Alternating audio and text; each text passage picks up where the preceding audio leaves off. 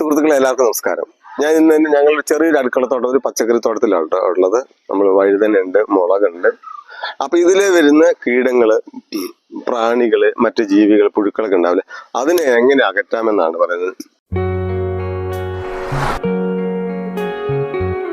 ഇപ്പൊ രോഗകീടങ്ങള് വന്നു കഴിഞ്ഞാൽ അതിനെ പ്രതിരോധിക്കാൻ വേണ്ടി നമുക്ക് അസുഖം വന്നാൽ നമ്മൾ എന്ത് ചെയ്യും?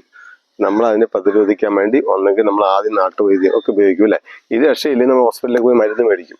അപ്പൊ അതാണ് കൂടുതൽ ട്രെൻഡ് കാണുന്നത്. അപ്പൊ എന്ന് പറഞ്ഞ പോലെ നമ്മൾ ആദ്യം നമ്മളൊരു രീതിയിലുള്ള ചെറിയ പരിരക്ഷകളും ഒരു ട്രീറ്റ്മെന്റ് ഒക്കെ കൊടുക്കുക. അപ്പൊ നമ്മളിനി കീടനിയന്ത്രണത്തിന്റെ മാർഗങ്ങളാണ് പറയുന്നത്. ആദ്യം നമ്മൾ ഈ പുഴുക്കളെയും പ്രാണികളൊക്കെ ഉള്ള ഈ ജീവികളൊക്കെ നമ്മൾ കൊന്നു കളഞ്ഞു, ഞെരടി കൊന്നു കളഞ്ഞു.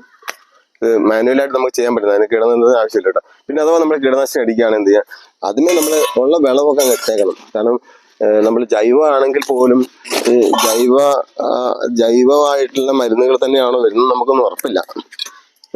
എന്തായാലും അപ്പൊ ആദ്യമുള്ള വഴുതനയോ വെണ്ടയോ മുളകോ ഒക്കെ ആണെങ്കിൽ ആദ്യം വിളവെടുത്തേക്കണം. കണ്ടില്ലേ, നമുക്കൊരു 2-3 ദിവസത്തേക്കുള്ള എന്താണ് സാമ്പാർ ഉണ്ടാക്കാനും അല്ലെങ്കിൽ തോരൻ വെക്കാനും ഒക്കെ ഉള്ള വഴുതന ആയിട്ടുണ്ട് ഇത്. ഇതേപോലെ മൂപ്പത്തിയ സാധനങ്ങളൊക്കെ നമ്മൾ ആദ്യം വിളവെടുത്തേക്കണം. അതുപോലെ തന്നെ മുളക് കണ്ടില്ലേ, ഇതേപോലെ തന്നെ മുളകൊക്കെ അങ്ങ് പറിച്ചേക്കണം. മുളക് പറിച്ച് അത്യാവശ്യം മുളകൊക്കെ ഉണ്ട് കേട്ടോ. ഇതുണ്ട്, ധാരാളം മുളക് നമുക്ക് ഇതിൽ കിട്ടിയിട്ടുണ്ട്, മുളക് കിട്ടിയിട്ടുണ്ട്. അപ്പൊ ഒരു 3-4 ദിവസത്തേക്ക് മുളകുമായി, വഴുതനയായി, ഇനി പയറുണ്ട്, വെണ്ടയൊക്കെ ഉണ്ട്. അപ്പൊ ഇതൊക്കെ ഈ വിളവെട്ടതിന് ശേഷം വേണം കീടനിയന്ത്രണത്തിന് വേണ്ടി പോകാൻ വേണ്ടിയിട്ട്. അപ്പൊ കീടനിയന്ത്രണത്തിനോട് ചെയ്യുന്നത് നമ്മൾ വേപ്പെണ്ണ, വളരെ സിമ്പിൾ ആയിട്ട്, വളരെ വേപ്പെണ്ണ എമൽഷനാണ് ഇതുണ്ട്. വേപ്പെണ്ണ നീം ഓയിലാണ്. ഇതിന്റെ ഒരു 5 ml എന്ന് പറയുമ്പോൾ ഈ ഒരു അടപ്പില്ലേ, ഈ അടപ്പിന്റെ ഒരു 1.5 അല്ലെങ്കിൽ 2 അടപ്പ് കൂട്ടിക്കോ. അപ്പൊ 6 ml ഒക്കെ ഉണ്ടാവും. 1 ലിറ്റർ വെള്ളത്തിൽ നമ്മൾ ഓൾറെഡി ചേർത്തിട്ട് ഈ പുഴുക്കളും പ്രാണികളൊക്കെ ഉള്ള തണ്ടുകളൊക്കെ നമ്മൾ മുറിച്ച് കളഞ്ഞു. ഇത് ഓൾറെഡി ഞാൻ ഒഴിച്ചിട്ട് വീട്ടിൽ നിന്ന് വന്നു. എന്നിട്ട് ഇലകൾ ഇങ്ങനെ തളിക്കുക, ഇലകളിൽ എല്ലാത്തിനും തളിക്കുക. അതെ, ഇത്രയുള്ളൂ, വളരെ സിമ്പിളാണ്. ഇതൊക്കെ നമുക്ക് ചെയ്യാൻ പറ്റുന്നൊരു കാര്യങ്ങളാണ്. അതുപോലെ മുളകിലാണെങ്കിൽ മുളക് കണ്ടില്ലേ, നമ്മളെ ഈ ഒട്ടുമിക്ക രോഗങ്ങളും പ്രാണികളും പുഴുക്കളൊക്കെ നമ്മളെ വേപ്പെണ്ണ കൊണ്ട് നമുക്ക് അകറ്റാൻ വേണ്ടി പറ്റും. ഇനി വളപ്രയോഗത്തെ പറ്റി പറയുകയാണെങ്കിൽ നമുക്ക് അടുക്കളത്തോട്ടത്തിലേക്ക് നമുക്ക് വേണ്ടുന്ന വളം അടുക്കളയിൽ നിന്ന് തന്നെ സ്വരൂപിക്കാൻ പറ്റും. നമുക്ക് എന്തൊക്കെയാണെന്ന് അറിയാം. ഞങ്ങൾ ചെയ്യുന്നത് നമ്മളെ ഇതില്ലേ, ഉള്ളിത്തൊലി, അതുപോലെ പഴത്തിന്റെ തൊലി, എന്ത് പഴത്തിന്റെ തൊലിയായാലും കുഴപ്പമില്ല, അതെല്ലാം കൂടെ ഒരു കുപ്പിയിലോ ഒരു പാത്രത്തിലോ ഇട്ട് വെക്കുക.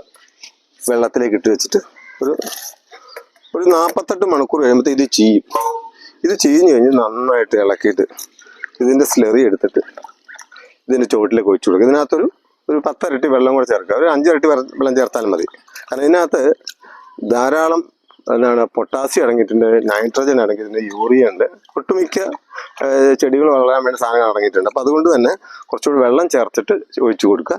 പിന്നെ വേണമെങ്കിൽ നമ്മളെ സ്പ്രെയറിൽ അരിച്ചിട്ട് ഇലകളിൽ ഇതുപോലെ തളിച്ചും കൊടുത്താൽ പെട്ടെന്ന് ഇലകൾ ആഗിരണം ചെയ്തിട്ട് നല്ല ഫലം നമുക്ക് തരും.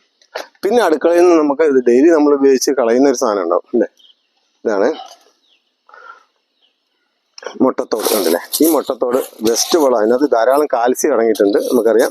അപ്പോൾ ഇത് ഒരു മിക്സിയിൽ ഇട്ടിട്ട് പൊടിക്കുക. മിക്സിയിൽ ഇതും നമ്മളെ ഇതില്ലേ ചായച്ചണ്ടി, തേയിലയുടെ ചണ്ടിയില്ലേ, അതും കൂടെ മിക്സ് ചെയ്തിട്ട് ഇതും ഇട്ടിട്ട് നന്നായിട്ട് മിക്സ് ചെയ്തിട്ട് അടിച്ച് പൊടിയാക്കിയതിനു ശേഷം ഇതിന് ചുറ്റും ഇട്ട് കൊടുക്കുക. ഇത് ലേശം മണ്ണും വെതറി കൊടുത്തേക്കണം. ഇതാണ് ശരിക്കും ഈ ഒരു 2 വളപ്രയോഗം മതി ശരിക്കും. നമ്മൾ നടാൻ നേരത്തെ ചാണകപ്പൊടി വേണം, ലേശം എല്ലുപൊടിയൊക്കെ വെച്ച് നടുക അടിവളമായിട്ട്. പിന്നീട് വേണ്ടുന്ന വളം നമുക്ക് അടുക്കളയിൽ നിന്ന് തന്നെ ഉണ്ടാവും. അപ്പം വലിയ സാമ്പത്തിക ചെലവ് ഉണ്ടാവുകയില്ല, നമുക്ക് നല്ല പച്ചക്കറി വിളയിച്ചെടുക്കാനും സാധിക്കും. പിന്നെ ഡെയിലിയുള്ള പരിരക്ഷ നമ്മൾ നേരത്തെ പറഞ്ഞല്ലോ. അപ്പം ഇതൊക്കെ ശ്രദ്ധിച്ചാൽ മതി.